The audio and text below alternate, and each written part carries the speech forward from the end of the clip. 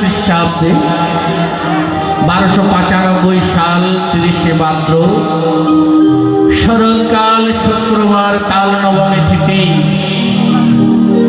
মনমোহিনীর কোলে এসেছিলেন অনন্ত বিশ্ব ব্রহ্মাণ্ডের মালিক ধরাধামে। তিনি আসলেন, তার লীলা বড় চমৎকার লীলা। গতবার এসেও আমি যার জন্মলীলা করে নিয়েছিলাম রাত্রির বেলা, আপনারা শুনেছিলেন। আমি এবার জন্মলীলা থেকে একটু দূরে গিয়ে লীলাটা করি। কি জন্মলীলা করতে হবে নাকি জন্মলীলার পরের থেকে শুরু করব? বলেন, গতবার আমি জন্মলীলা করেছিলাম, আমি জন্মলীলার পরের থেকে একটু লীলা কীর্তনে করতে চেষ্টা করব যদি গোবিন্দ বলায়। গীতায় একটি কথা আছে, মূক করতি বাচালং পঙ্গুলং লয়তে গিলে জ্যোতি কৃপতমহং বন্দে পরমানন্দমাধব। যদি আমার প্রভুর যদি কৃপা হয়, তোমার মুখে যেমন কথা কয়, পঙ্গু জনে গিরি লঙ্ঘন করিতে পারে, অন্ধজনে দৃষ্টি পায়, মরা গাছে ফুল ফুটায়। যদি আমার গোবিন্দ অনকলে চন্দ্র কৃপা করে, তাই চেষ্টা করব আপনারা আশীর্বাদ করিবেন। কারণ আমার ভগবান বলছি, ভগবানের থেকে ভক্ত বড়, ভক্তের থেকে তার প্রসাদ বড়, প্রসাদের থেকেও তার নাম বড়, নামের থেকেও তার ভক্তের পদরেণু বড়। তাই বলেছে ভক্তের পদরেণু যদি গঙ্গা জলে পড়ে, গঙ্গা মুক্ত হই সেদিন ভাগবতে। তাই আমার একান্ত প্রার্থনায় আপনাদের মতো ভক্তের দুটি পদ তুলে নেবার জন্যই আজকে এখানে আসলাম। তাই আমার ঠাকুর মাতৃঅঙ্কে এসেছিলেন, আপনারা জানেন।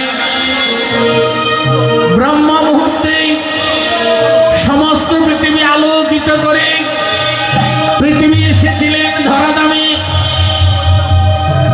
জন্মের পরে আমার ঠাকুর যখন এসেছিলেন, যেদিন এসেছিলেন সেদিন থেকে আমি একটু দূরে যাব।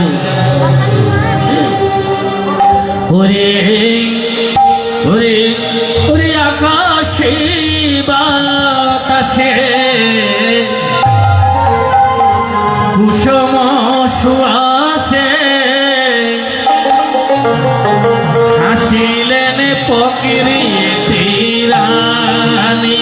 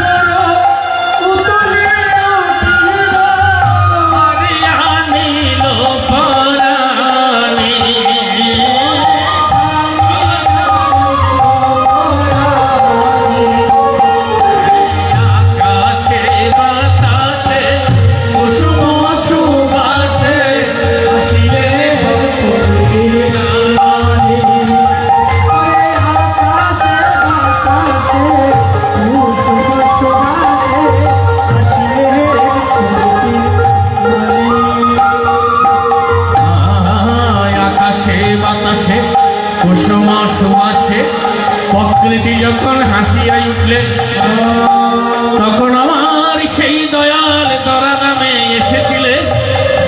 আর যখন ধরা নামে আমার দয়াল এসেছিলেন, স্বর্গের দেবতারা কীর্তন করেছিলেন। কি বলেছিলেন? এলো এলো নন্দের নন্দন, এলো নন্দের নন্দন, নবগণ শ্যাম এলো।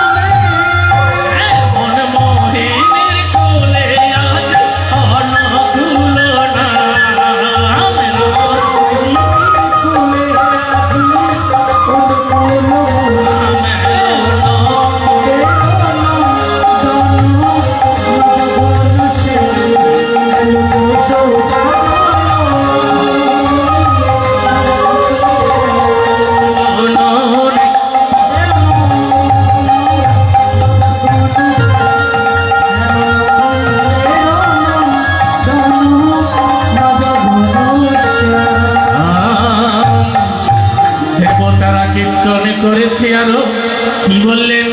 মনমোহিনীর কোলে আজে নন্দের ধনে রে,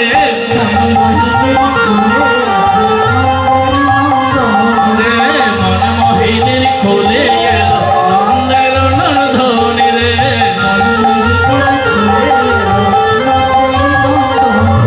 এই অনাদির আদির জিনিস মধুসূদন রে,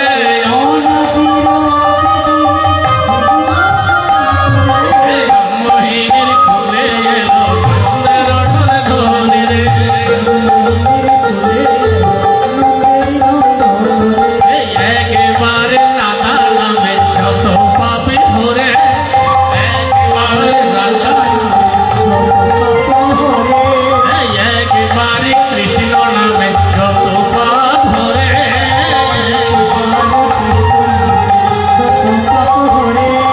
জীবের কি বৈসাধ্য আছে তত পাপ করে,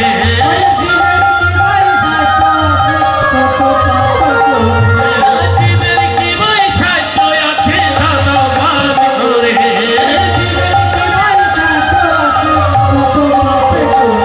ও তারা গো মনে ধন্য হলো ধরা দাম,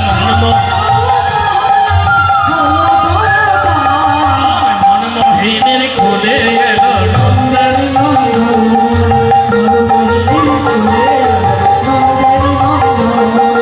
মনমোহিনীর কোলে এলো,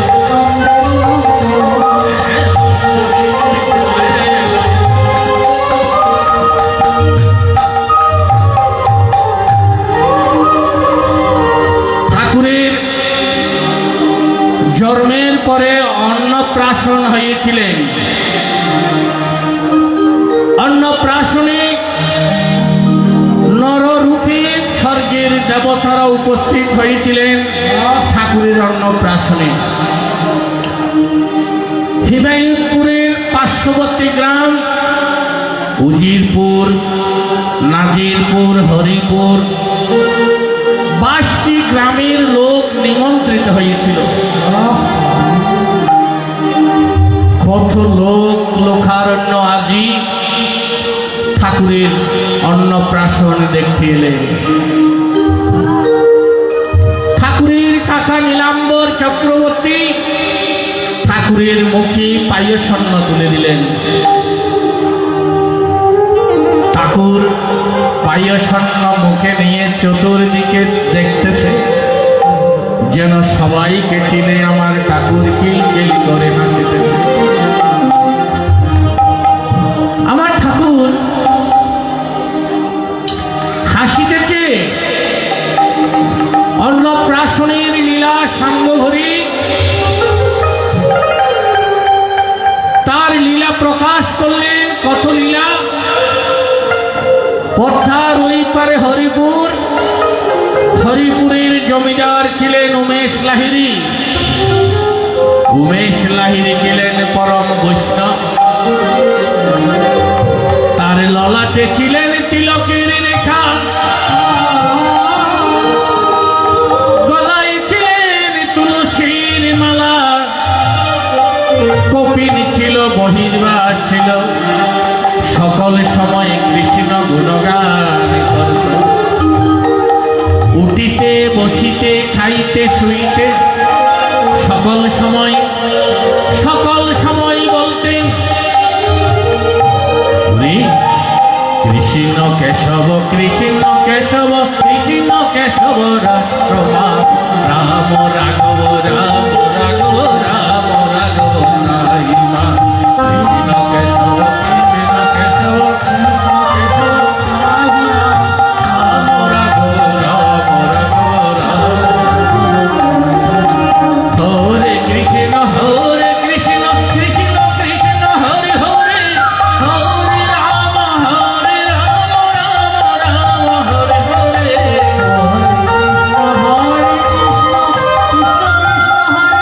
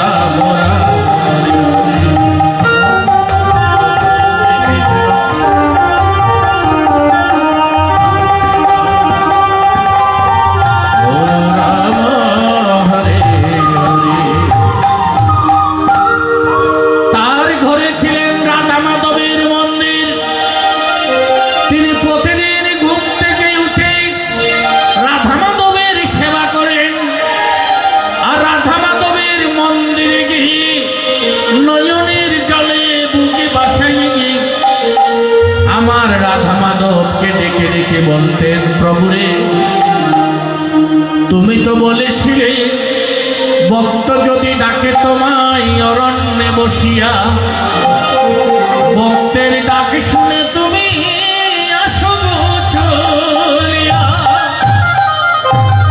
ভক্ত যদি ডাকে তোমায় নয়নের জলে, বৈকুণ্ঠ ছাড়িয়া তুমি গোবিন্দ আসো তখন চলে। তুমি তো বলেছিলে ভক্ত আমার পিতা মাতা, ভক্ত আমার গুরু। ভক্তরা যে নাম দিয়াছে দয়া বাঞ্ছা কল্পতরু। যদি তুমি যদি বাঞ্ছা কল্পতরু হও দয়াল, তুমি যদি দীন দয়াল হও, তাহলে ওরে দয়াল আমার আমি এতই করে ডাকিলাম, এতই করে খালিলাম, এই জীবনে তোমার কেন দেখা না পাইলাম, এই জীবনে তোমার কেন দেখা না পাইলাম।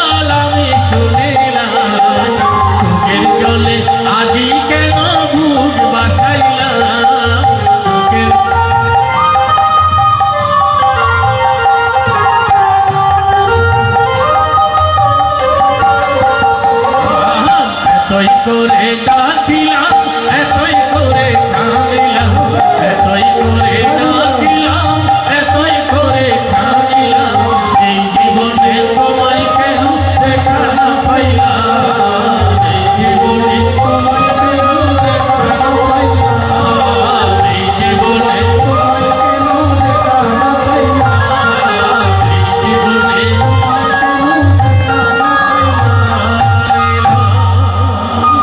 মারি। দেখুন আমরা কত রোগে শোকে এই পৃথিবীতে যখন এসেছিলাম, আমি আমাদের কথা চিন্তা করে যখন তুমি এসেছিলে ভবে কেঁদেছিলে, তুমি একা হেসেছিল সবে। এমন জীবন তুমি করিবে গঠন, মরণে হাসিবে তুমি কাঁদিবে মারি। জন্ম যেদিন হলো সেদিন থেকে কান্নাও আরম্ভ হলো। যেদিন জন্ম নিয়েছিলাম সেদিন থেকে কান্না আরম্ভ করলাম। মাটিতে পড়ার সাথে সাথে কেঁদে উঠলাম। আর এই পর্যন্ত কত যে কান্নাম, মার জন্য কাঁদলাম, বাবার জন্য কাঁদিলাম, ভাইয়ের জন্য, বোনের জন্য, স্ত্রীর জন্য, ওরে পুত্র কন্যার জন্য, রোগে শোকের জন্য, চোখের জল কত জড়াইলাম। একবার সবাই বুকে হাত দিয়া বলেন, ভগবানকে পাবার জন্য কি কোনোদিন আমরা কেঁদেছি? আমরা ভগবানকে পাওয়ার জন্য কোনোদিন কাঁদেনি, স্বার্থের জন্য কেঁদেছি, কত দুঃখ পেয়ে কেঁদেছি। কিন্তু হে ভগবান, তুমি কে যেন আমার জীবনে একবার পাই, তাকে পাওয়ার জন্য কেউ কাঁদেনি আমরা। ভগবান কথা দিলেন, আমি সব কিছু সহ্য করতে পারি, কিন্তু ভক্তের চোখের জল আমি সহ্য করতে পারি না। আমার ভগবান বলছে, মন তুলসী ভক্তি চন্দন যে জন আমায় দিতে পারে, শিলের পিঠে কাঠের চন্দন গস্তে হয় না ভারে। আমরা ভগবানের আসনে ফুল দিয়ে সাজাই। ভগবান বললেন, সাজি ভরা বন ফুলে পূজা হয় না কোনো খালে। সাজি ভরা বন ফুলে পূজা হয় না কোনো কালে। ফুলের পূজা ফুলে করে মধু নিয়ে যায় মধু করে। আর পূজা হবে না রে বলিদানে বন ফুলে। প্রভুর পূজা করো এবার মন ফুলার অশ্রু জলে। এক ফোঁটা চোখের জল দিয়ে আমার প্রভুকে যে ডাকতে পেরেছে, তিনি তার দেখা পেয়েছে। কিন্তু তাই উমেশ কাহিনী আজকে চোখের জলে মুখ বাসাইয়ে বলছে, হে গোবিন্দ, তোমাকে তো আমি পেলাম না, সারা জীবন তোমার সেবা করে গেলাম, কিন্তু আমি যে তোমায় পেলাম না দয়াল, একবার শুধু দেখা দাও।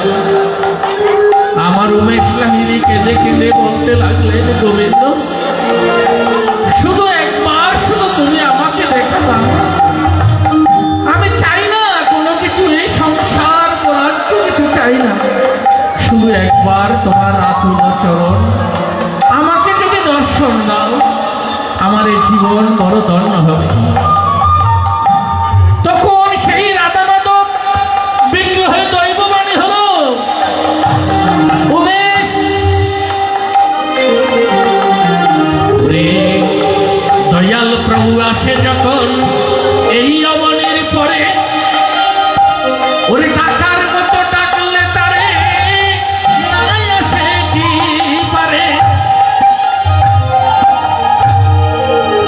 ওরে দয়াল যখন দরাদামি আসে, না ডাকলে কি, টাকার মতো ডাকলে সে কি না আসে পারে? কোনদিন পারে না। দৈব কি কারাগারে, কংস কারাগারে ডেকেছিলেন, তিনি ডেকেছিলেন কেঁদে কেঁদে, ওরে দয়ালে রে, ওরে গর্বের যাতনা, আমি এই কারা যন্ত্রণা সইতে না রে।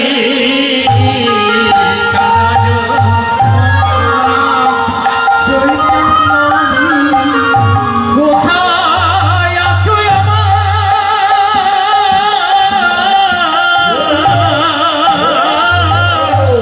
দয়াল হরি, আমি এই যাতনা সইতে না রে।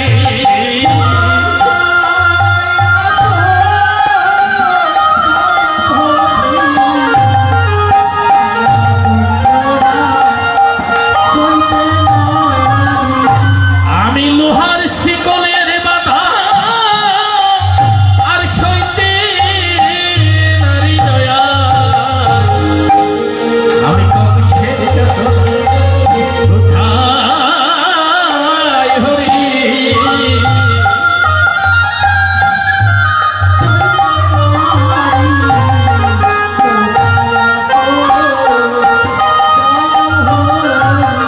ও মা, যখন চোখের জলে বুকে বাসাইল, দুহাত তুলে যখন ডেকেছিল, তখন ওরে দয়াময় হরে দয়া হয়েছে।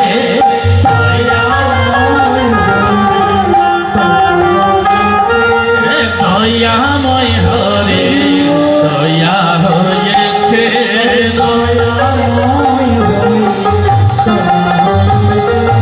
মাখে এসে দেখ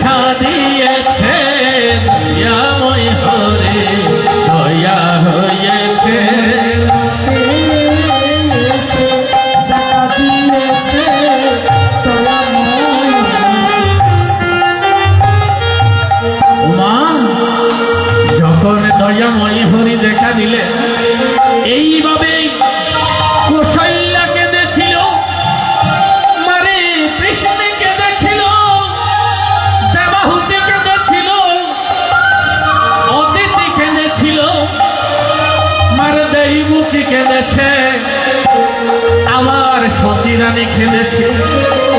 ঠিক তেমনি করে মনমোহিনী কেঁদেছিল। আজি উমেশ লাহিড়ী বুক বাসিয়ে কাঁদতে লাগলেন, একবার শুধু দেখা দাও।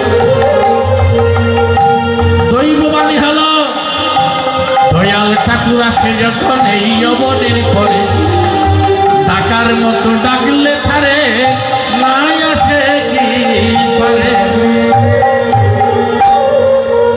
আমি হিমায়তপুরে মনমোহিনীর কাছে লীলা করতেছি, তুমি আমাকে নিয়ে যাও। এবার উমেশ লাহিড়ী চিঠি দিলেন মনমোহিনীর কাছে, মন তোমার ছেলেকে নিয়ে একটু এখানে বেড়াতে আসো। অন্নপ্রাশনের পরে ঠাকুরের বয়স যখন 11 মাস হলো, মনমোহিনী দেবীর কোলে করে আর সঙ্গে যায় দিদিমা কৃষ্ণা সুন্দরী দিদি সহ পদ্মা নদী পার হয়ে এবার হরিপুর যাবে। পদ্মা নদীর ঘাটে গেলেন, কোনো তরি নাই, কিভাবে যাবে পদ্মা নদী পার করে। ওরে যেমন করে আমার রাধারানী নন্দালয়ে যাওয়ার সময়ে যখন তরি ছিল না, মাঝিকে ডাক দিয়েছিল, আজকে তেমনি করে মনমোহিনী দেখতেছি কোনো মাঝি নাই ঘাটে, এখন কিভাবে পার হবে। তখন ডাকতে লাগলেন, ওরে মাঝি ভাই তোমারে জানাই, তরি দিয়ে আসো একবার কাছে, তরি দিয়ে আসো একবার কাছে।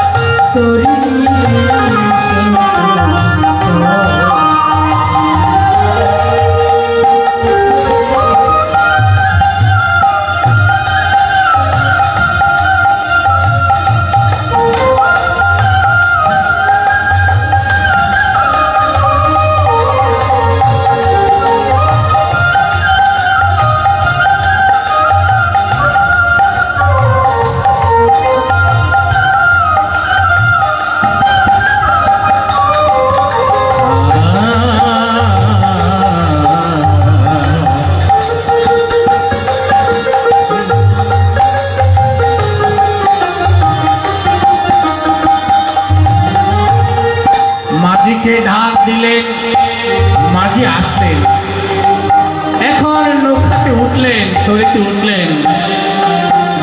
কিন্তু দাপর যুগে কথা দিয়েছিলেন ভগবান, যখন যুগে যুগে অবতীর্ণ হবেন তিনি গঙ্গা স্নান করে তারপরে কোথাও যাবেন। আমার কৃষ্ণ যখন জন্ম নিয়েছিল কংস কারাগারে, যমুনাতে পাড়ি দিয়ে তারপরে গেলেন নন্দালয়ে। আজকে যখন পদ্মা নদীর উপরে যাচ্ছে, এই পদ্মা নদী কিন্তু ভাগীরথী গঙ্গা, ভারতের মধ্যে গঙ্গা, বাংলাদেশের মধ্যে কিন্তু পদ্মা নদী। পদ্মা নদীর উপর যখন প্রভু যাচ্ছে, তখন ওই পদ্মা প্রভুর চরণে প্রার্থনা করলেন। আর মধ্যখানে গিয়ে ওরে তরি, ওরে মধ্যখানে গিয়ে তরি ওরে দুলিতে লাগিল, দুলিতে লাগিল, মধ্যখানে গিয়ে তরি দুলিতে লাগিল। ও পদ্মা নদীর ভক্তি তরি দুলিতে লাগিল।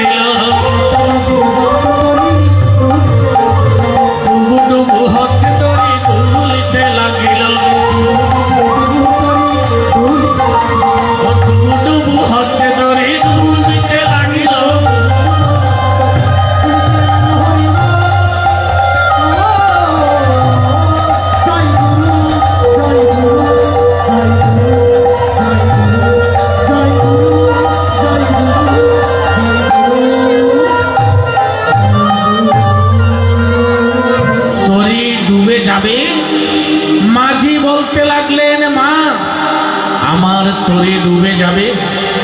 ঝড় তুফান আরম্ভ হলো, পদ্মা নদীতে তরি ডুবে যাবে। যদি কোনো নদীর মধ্যে যদি কোলের সন্তান নিয়ে যদি কেউ নদী পার হয়, তরি যদি ডুবে যায়, তাহলে মা জানে তার ছেলেকে কিভাবে বাঁচাবে।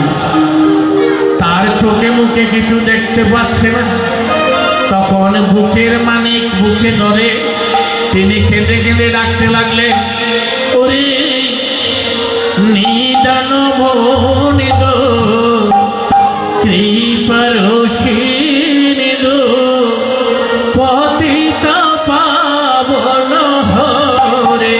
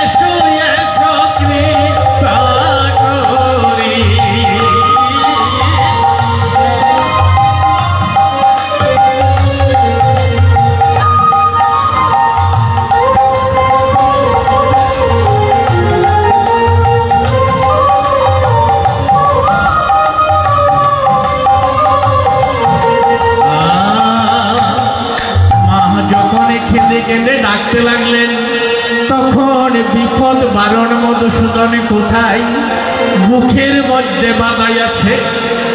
ওমা দাপর যুগে যে মনে করে বসুদেবকে বলেছিলেন, আমার কৃষ্ণ তুমি খাকে ঘুরাও, যার ছত্রে জগতি ঘুরে।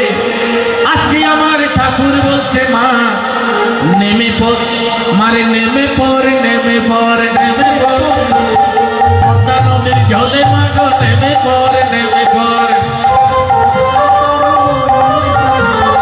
ভয় নাই, ভয় নাই, অভয় তোমার বুকে বাঁধা, ভয় নাই, ভয় নাই, বিপদ ধারণ বুকে বাঁধা, ভয় নাই, ভয় নাই, নির্ভয়ে থাকো মা, ভয় নাই, ভয় নাই।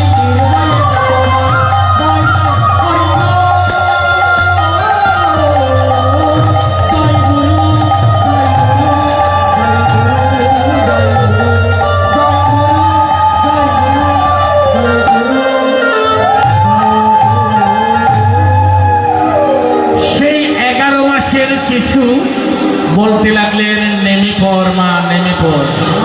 মনমোহিনী দেবী যখন বুকের মানিককে সঙ্গে করে নদীতে যখন নেমে গেল, দেখলেন মাত্র হাঁটু জল ওখানেই আছে। কিছুক্ষণ পরে ঝড় তুফান থেমে গেল, আবার সেই তরি করে ওই হরিপুর যাত্রা করলেন। হরিপুরে গিয়ে উমেশ লাহিড়ী সম্পর্কে ঠাকুরের মামা হন, তাকে দেখে চারিদিকে ভালো করে দেখতে লাগলেন। আরে কোন যুগে তো ভগবানকে চেনা যায় নাই, মারে রাম যখন এসেছিল তাকে ভগবান চিনেনি কেউ, কৃষ্ণকে চিনেনি, সতীর দুলালকে চিনেনি, মারে ভগবানকে কেউ চিনেনি। আজকে আমরা ঠাকুরের উৎসব করছি, ঠাকুরের জন্য পাগল হয়ে গেছি। এখানে এসে যদি ঠাকুর বলে আমি ঠাকুর, কিন্তু কেউ বিশ্বাস করবো না। কৃষ্ণ এসে যদি বলে আমি কৃষ্ণ, আমরা বিশ্বাস করবো না। কি করে বুঝবো সে কৃষ্ণ, সে ভগবান, সে ঠাকুর? বুঝা কি যাবে মা? যাবে? কেন যাব না? কারণ আমরা তার সাথে সম্বন্ধ নাই। মারে রাম যদি ভগবান মানুষে চিনিত, রাম যদি ভগবান মানুষে চিনি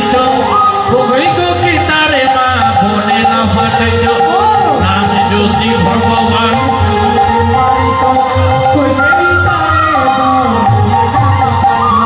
কৃষ্ণ যদি ভগবান মানুষে নিত পুতনার দুগ্ধ বিষ মাখিয়া না দিত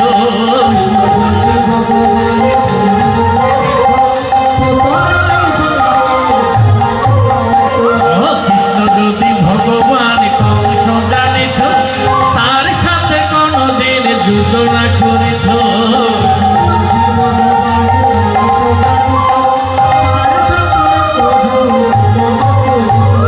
যীশু কৃষ্ণ ভগবান মানুষে জানিত কাছে ফেরাক মারি তারে আটকাইয়া না দিত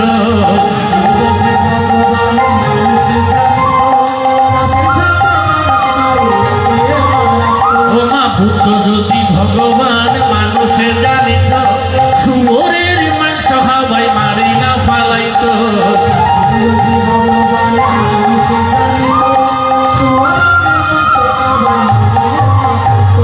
সচির দুলাল সিনেমায় ভগবান জানিত জগাই মাদাই তার মাথা বাকিয়া না দিত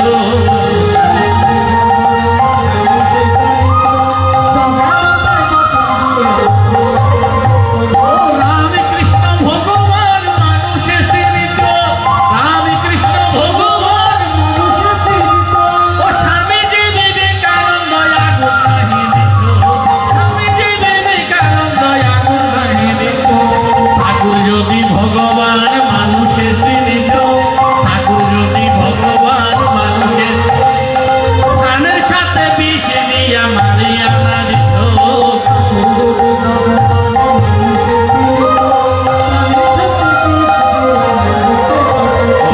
চিনে নাই চিনে নাই কোন যুগে ভগবানকে চিনে নাই চিনে নাই কোন যুগে ভগবান চিনে নাই চিনে নাই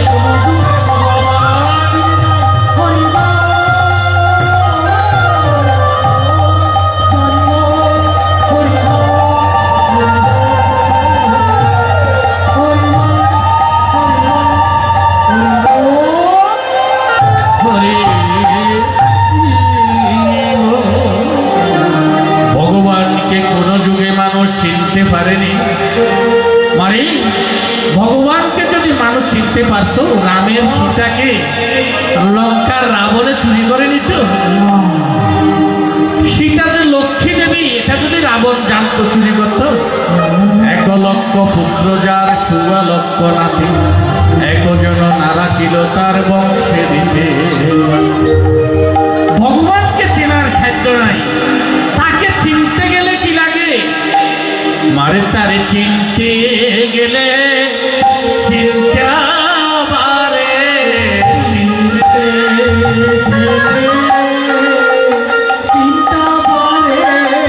চিনিব তাকে কেমন করে চিনতে গেলে চিনতে পারে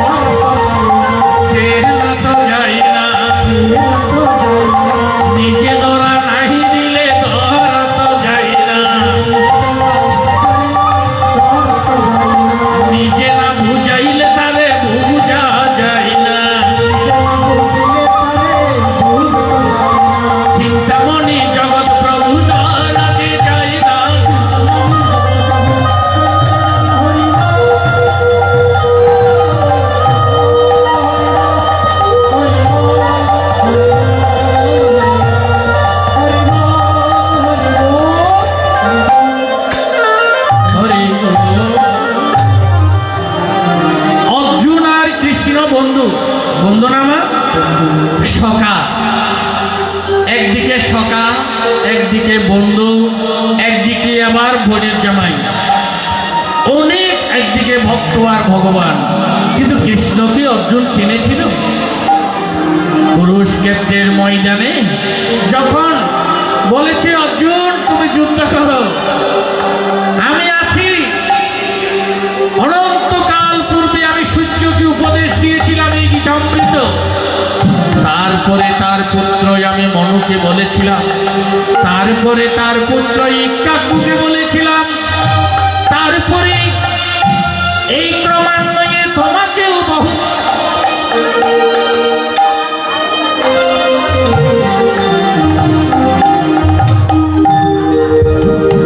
আমি তোমাকেও বহুবার তোমার সাথে আমার দেখা হলো, কিন্তু তোমার মনে নাই, আমার মনে আছে। অর্জুন চিন্তা করলেন, হে কৃষ্ণ তুমি আমি সমবয়সী, আর সূর্যের জন্ম হয়েছে কখন? অনন্তকাল পূর্বে, কোটি কোটি বছর আগে। তুমি কি করে সূর্যকে গীতার কথা বলেছিলে? বুঝতে পারেনি, তাকে বিশ্বরূপ দর্শন দিয়ে চিনাতে হয়েছিল তিনি কে। তাই মানে যদি নন্দরানী যশোদা যদি কৃষ্ণকে ভগবান চিনত, তার কানে ধরে বলছে হাকর, মাটি গিয়েছিস তুই হাকর।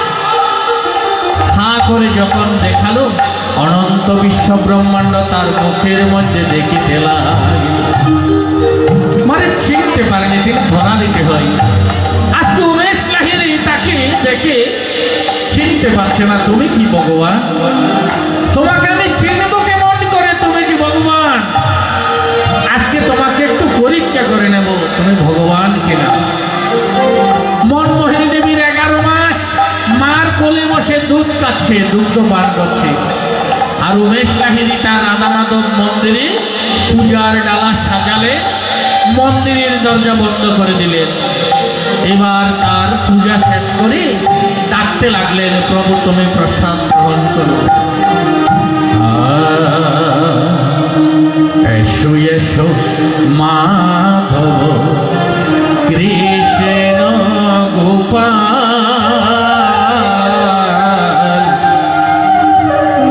এসো গিরিধারে যশোদার দুলাল, এসো গিরিধারে যশোদার দুলাল, এসো এসো মাধব কৃষ্ণ গোপাল, এসো এসো মাধব কৃষ্ণ গোপাল,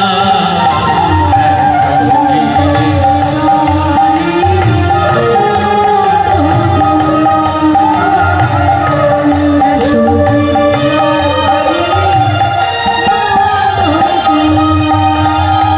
বনমালা গলে যার, এসো বনমালী, অপুর পায়ে নাচো তুমি দিয়ে করো থালি।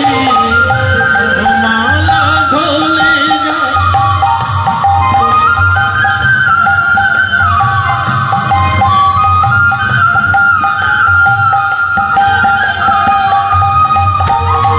বৃন্দাবনে প্রভু যিনি ব্রজের রাজা, এসো গিরিধারে যশোদা দুলাল, এসো গিরিধারে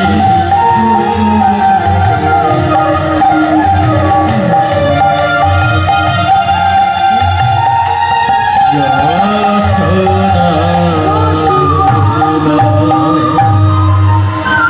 এসো এসো মাধব কৃষ্ণ দুলাল, এসো এসো গিরিধারে যশোদার দুলাল। তুমি প্রসাদ গ্রহণ করো। ভক্ত যখন ডাকলো বসি মন্দিরে বসিয়া, দয়াল অনুকূল চন্দ্র সেখানে আসিলেন ছুটিয়া, মানে প্রসাদের তালা হাতে নিয়ে টপাটপ করে প্রসাদ খেতে লাগলেন মা। খাবার আওয়াজ শুনে উমেশ লাহিড়ী চোখ খুলিয়ে চাই, দেখলেন রাধা মাধবীর প্রসাদ অনুকূল চন্দ্র খাইতেছে দেখি লারে মাই। জিজ্ঞাসা করলেন, কে তুমি? আমার গোবিন্দের প্রসাদ নষ্ট করে দিয়েছ কেন? বলছে, তুমি ডেকেছো আর আমি এসেছি, আমি প্রসাদ খেয়েছি, এটাই কি আমার অপরাধ হলো? মারে দেখেন, ভগবান শিশুরূপ ধারণ করে বলছে, তুমি ডেকেছো আর আমি এসেছি আর আমাকে খেতে বলেছো, আমি খেলাম, এটাই কি আমার অপরাধ? মারে এইভাবে একদিন যশোদার গৃহে কর্ণমণি আগের দিন একাদশী থেকে দ্বাদশীতে পারণা করতে গিয়েছে। বলছে, মা আজকে আমি পারণা করব। যশোদা বললেন, মা ঠিক আছে বাবা, তুমি এখানে পারণা করো। এখন নানান ব্যঞ্জন রান্না করে যখন পারণা করতে দিলেন, গোবিন্দায় নম বলে যখন উৎসর্গ করিল, শিশুরূপে কৃষ্ণ তখন খাইতে লাগল। কর্ণমণি বলছে, মা সব গেল, সব গেল। কি গেল? বলছে, তোমার খানায় এসে আমার নিবেদন করা প্রসাদ সব নষ্ট করে দিল। যশোদা বললেন, মনিব সে বড় দুষ্ট, আমি তাকে বেঁধে রাখবো, আমি আবার তোমাকে প্রসাদ জোগাড় করে দিচ্ছি। আবার প্রসাদ জোগাড় করে দিলেন। আবার চোখ মলিয়া যখন গোবিন্দায় নম বলিয়া উৎসর্গ করিল, কৃষ্ণ তখন এসে আবার মুখের মধ্যে পাতের মধ্যে মুখটা দিয়েছে। বারবার যখন এভাবে হচ্ছে, কর্ণমণি তখন সেদিন ধ্যান করিয়াছে, এই কানাই কানাই নয়, অনন্ত বিশ্বের মালিক যিনি, সর্বকারণের কারণ, সেই কৃষ্ণ তো ভগবান স্বয়ং নিজে এসে প্রসাদ খাইতে লাগলেন। আজকে উমেশ লাহিড়ী তাকে হাতে ধরে মনমোহিনী দেবীকে ডাকতে লাগলেন, মন, এ মন, দেখে যা তোর শিশুর কাণ্ড। মনমোহিনী দেবী তো ভয়ে ব্যাকুল হয়ে বলছেন, দাদা কি হয়েছে? দেখো কি হয়েছে। আমি আমার গোবিন্দকে যখন প্রসাদ নিবেদন করেছিলাম, আমার গোবিন্দকে যখন আহ্বান করেছিলাম, তোমার অনুকূলে সে সব প্রসাদ নষ্ট করে দিল। মনমোহিনী দেবী ওই যশোদার মতো কানে ধরে তাস করে মেরে দিলেন গালে। তুই গোবিন্দের প্রসাদ নষ্ট করলি কেন? প্রথমে বললেন, ঠাকুর মা আমি নষ্ট করিনি, ওই উমেশ যা দিয়েছে আমি সব পেয়েছি মা। মারে আমি তো নষ্ট করিনি, আমি তো খেয়েছি। মারে ফেলে দিলে নষ্ট হয়, আমি তো ফেলে দিইনি, আমি খেয়েছি। বলছে, তুই খেলি কেন? এবার আমার ঠাকুর কেঁদে কেঁদে বলছে, ও মারে, ও মা, এতই করে ডাকে শুনি, আমার কি দোষ বলো তুমি?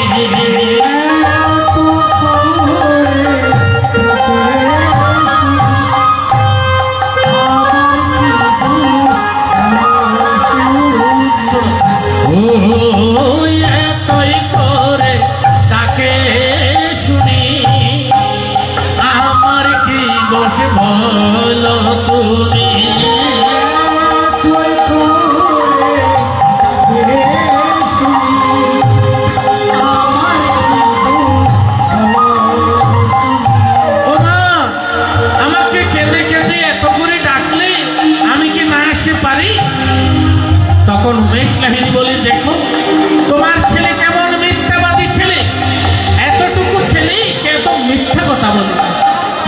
বিশ্বাস করো, ওরে আমি ডাকি নাই, ডাকি নাই,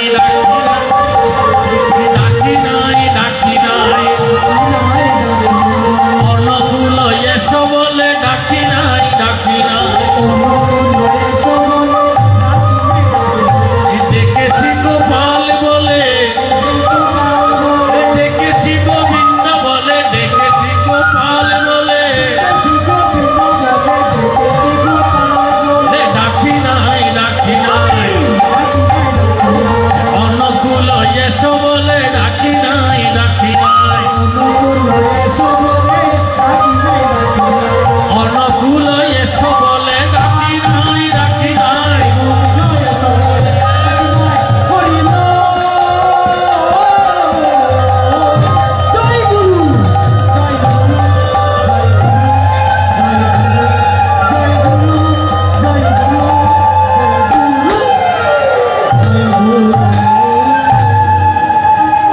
বলছি আমি তো গোপাল গোপাল ডেকেছিলাম, আমি তো গোবিন্দ বলে ডেকেছিলাম, আমি তো অনুকূল আসো বলে ডাকিনি।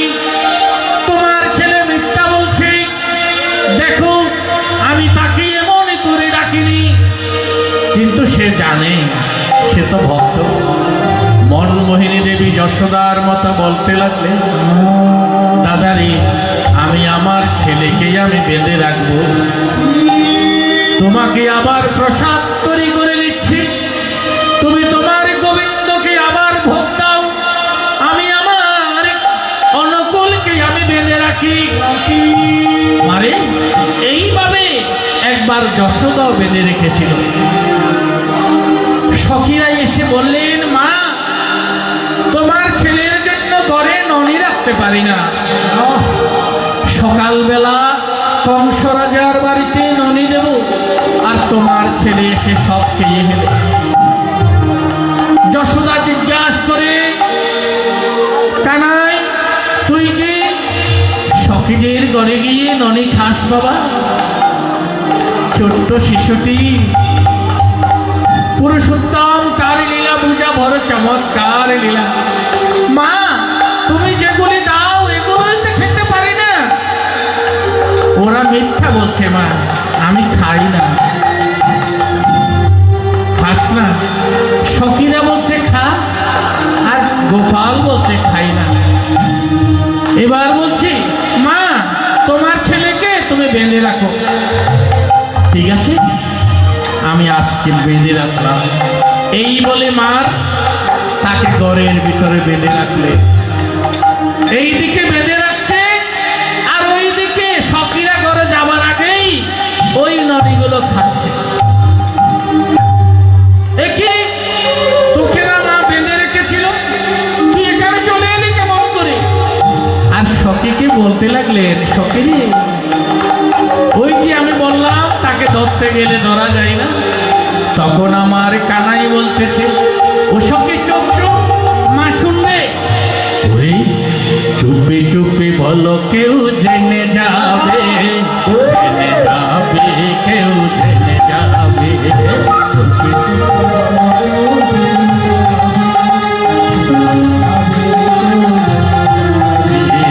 চুপে চুপে বলো, কেউ জেনে যাবে, জেনে যাবে, কেউ জেনে যাবে।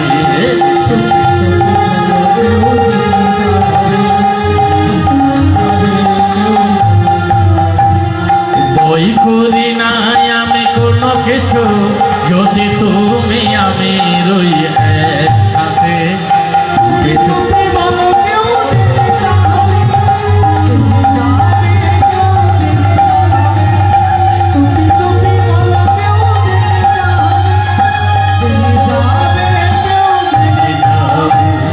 সখী আর ভক্ত আর ভগবান যদি এক জায়গায় থাকে, এই পৃথিবীতে কোনো ভয় আছে না?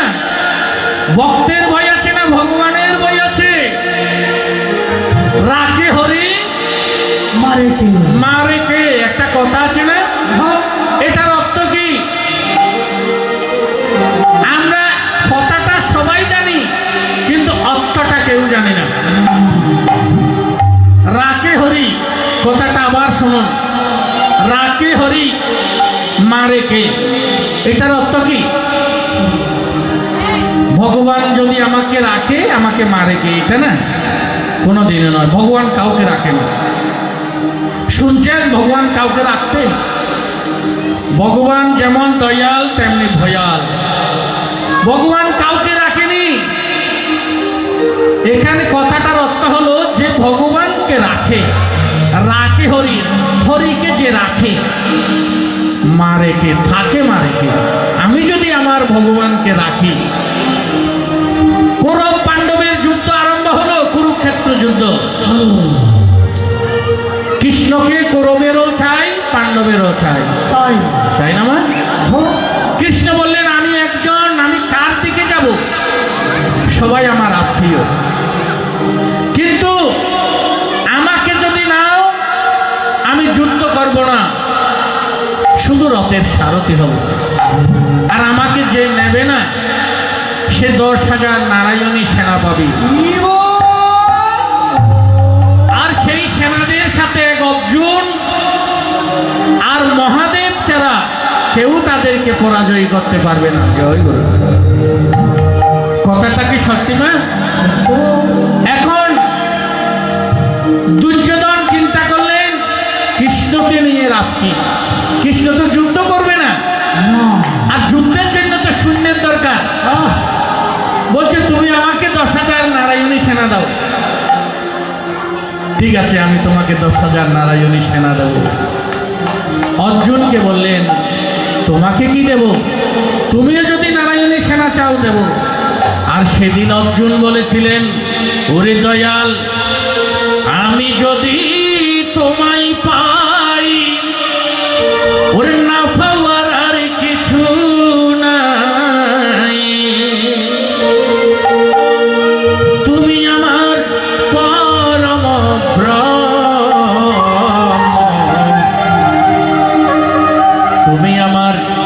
তুমি আমার পরম ব্রহ্ম,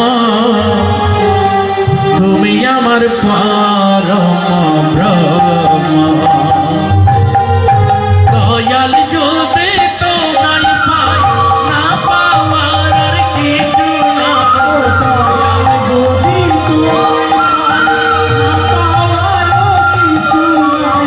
দয়াল যদি তোমায় পাই, না পাওয়ার আর কিছু নাই, দয়াল যদি তোমায় পাই, না পাওয়ার কিছুই নাই, তুমি আমার পরম ব্রহ্ম, তুমি আমার পরম ব্রহ্ম, তুমি আমার পরম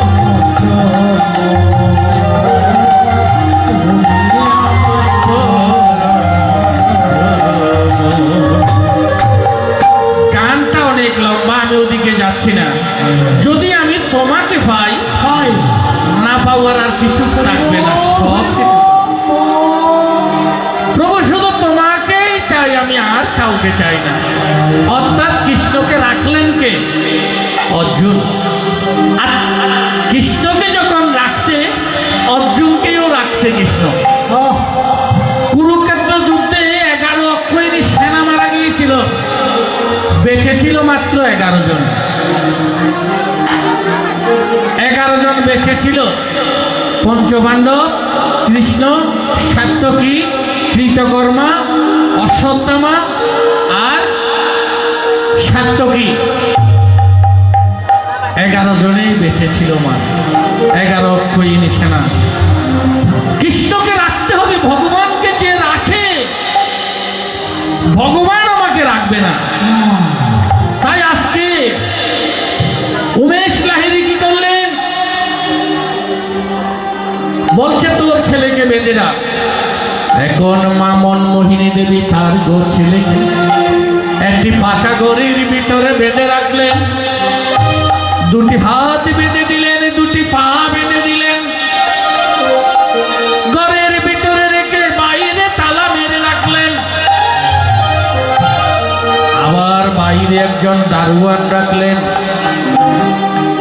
ঠাকুরের বয়স কত বলেছিলাম মা? 11 মাস।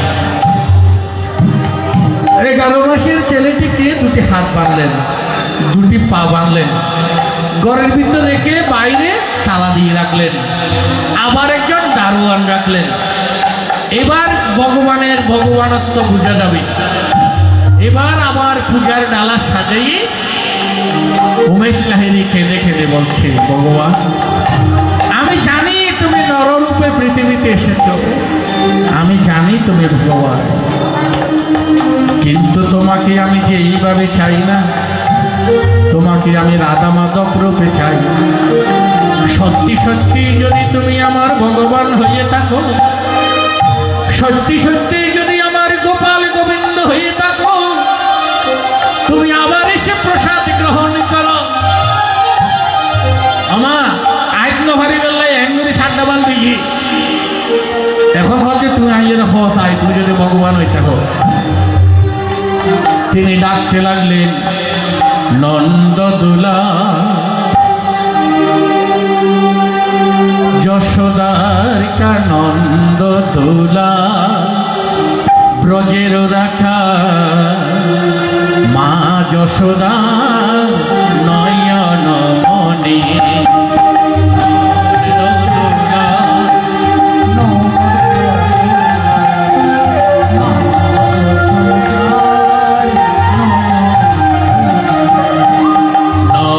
নন্দদুলা ব্রজের রাখা মা যশোদার নয়ন মনে।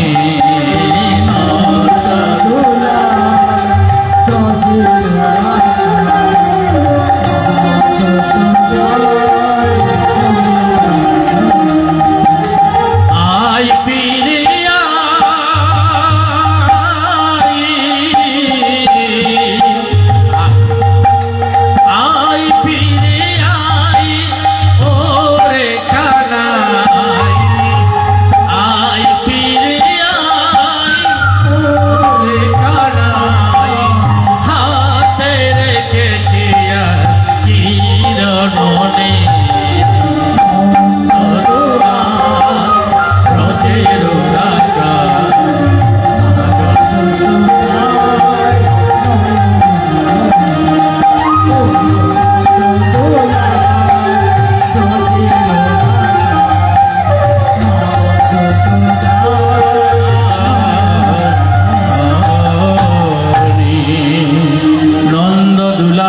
ব্রজের রাখাল মা যশোদার নয়ন মনি।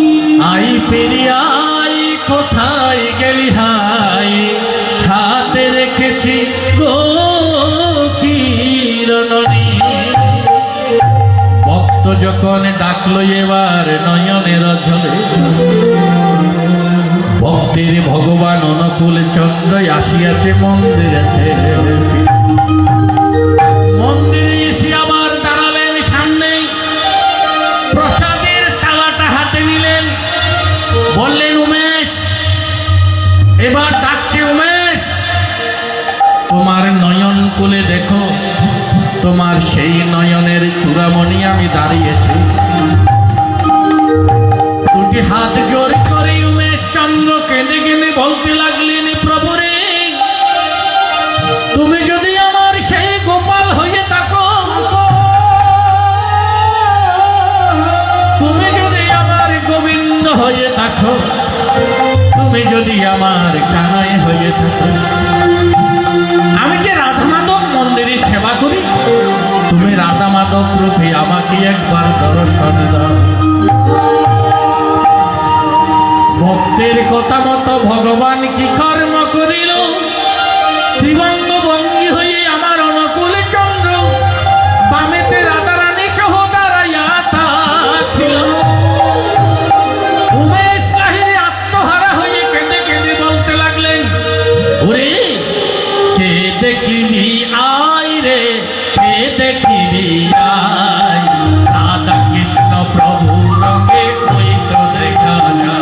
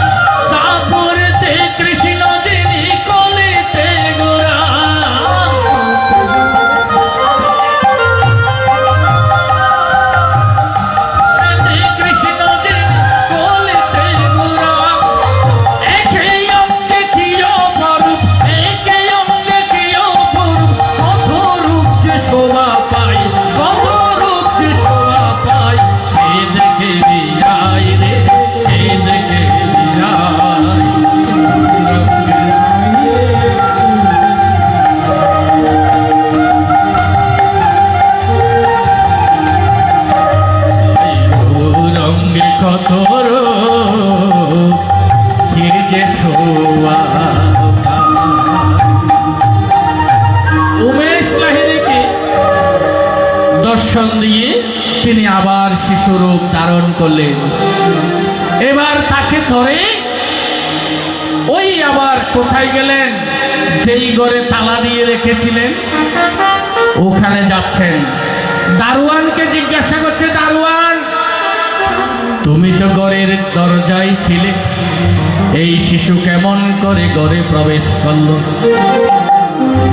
দারোয়ান বললেন, প্রভু এখনো ঘরের তালা বাহিরে ঝুলিতেছে, আমি এখানেই দাঁড়িয়েছিলাম, কেমন করে এই শিশু মন্দিরে প্রবেশ করেছে জানি না, নিশ্চয়ই সে কোনো মানুষ নয়, কোনো ভগবান হবে। উমেশ লাহিড়ী এবার চাবি দিয়ে তালা খুলে চাই, ও মা হাত পা বাঁধা পড়ে আছে ঘরে দেখিবারে, ভিতরেও বাঁধাই আছে ঠাকুর, বাহিরে হাতে ধরাই আছে ঠাকুর, এক জায়গায় দুটি ঠাকুর লীলা করে দেখিবারে। উমেশ লাহিড়ী একবার এই দিকে দেখিতে লাগিল, দুদিকে আমার ঠাকুর হাসিতে লাগিল। এবার উমেশ লাহিড়ী তার পায়ে পড়ে বলতে লাগলেন, প্রভু রে